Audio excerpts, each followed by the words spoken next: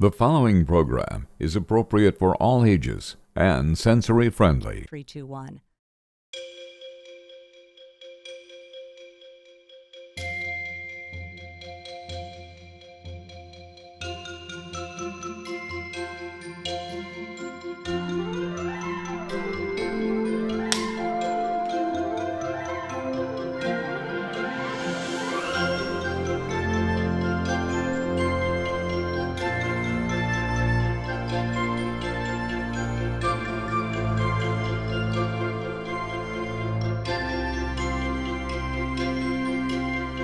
From the studios of the Autism Channel in Palm Beach, this is the Autism Channel World News with Tracy Cooper.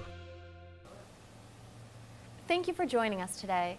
Sadly, we start the day with some troubling news. In the wake of a horrific murder-suicide in Huntsville, Alabama, the local autism community has established a memorial fund honoring the life of an 8-year-old boy taken much too soon. Last week, Huntsville police responded to a call regarding the whereabouts of Randall Barrow, who had gone missing from his school. Police called his residence, only to find that the house was on fire, where his mother, Delicia Barrow, was found dead inside the house. Investigators found a note from the mother leading them to the banks of the Tennessee River, where Randall's body was found. Huntsville police officially declared the case a murder-suicide. In response, a number of local groups in Huntsville and the state of Alabama have come together in Randall's memory.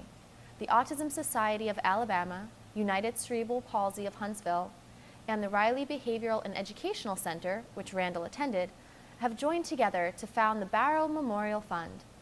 The fund has been established not only to assist Randall survivors with funeral expenses, but to support the local autism community with scholarships and playground equipment. For information on how you can help, visit the Autism Society of Alabama at autism-alabama.org.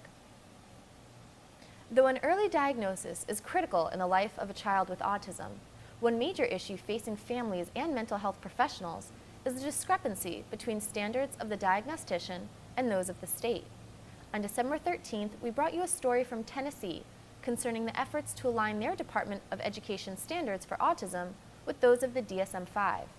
Now, in southern New England, we are seeing similar efforts from the University of Connecticut.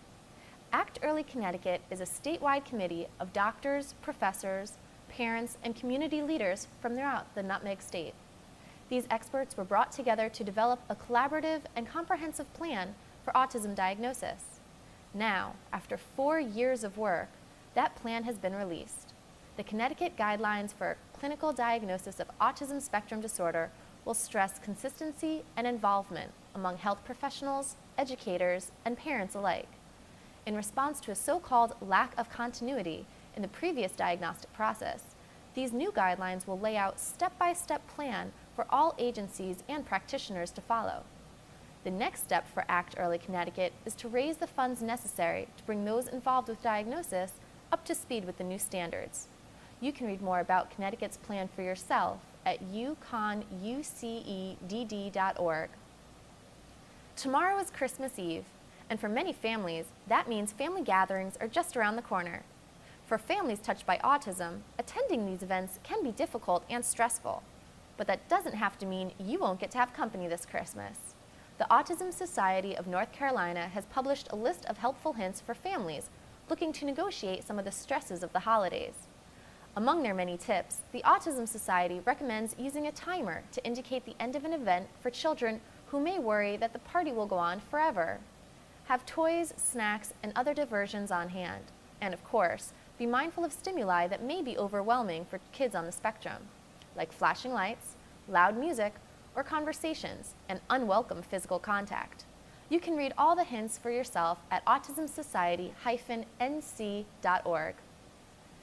Finally, we should all be familiar with the school tradition of the holiday concert.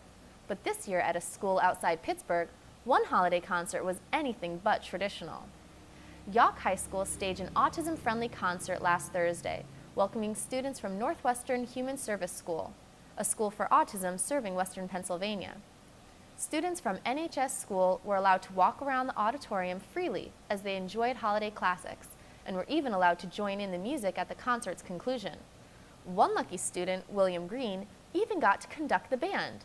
He took the baton from the director of bands, his father, Donald Green. At every level, show business is all about who you know. That will wrap things up for today. Thank you for tuning in, and we'll see you tomorrow.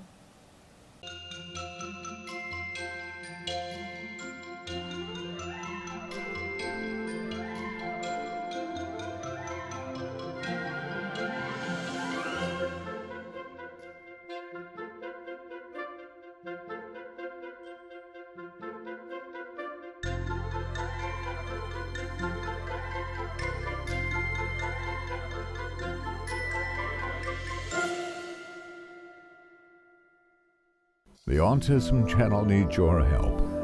We're setting a goal of reaching as many of the 1/2 billion people touched by autism on this planet. Please visit our website.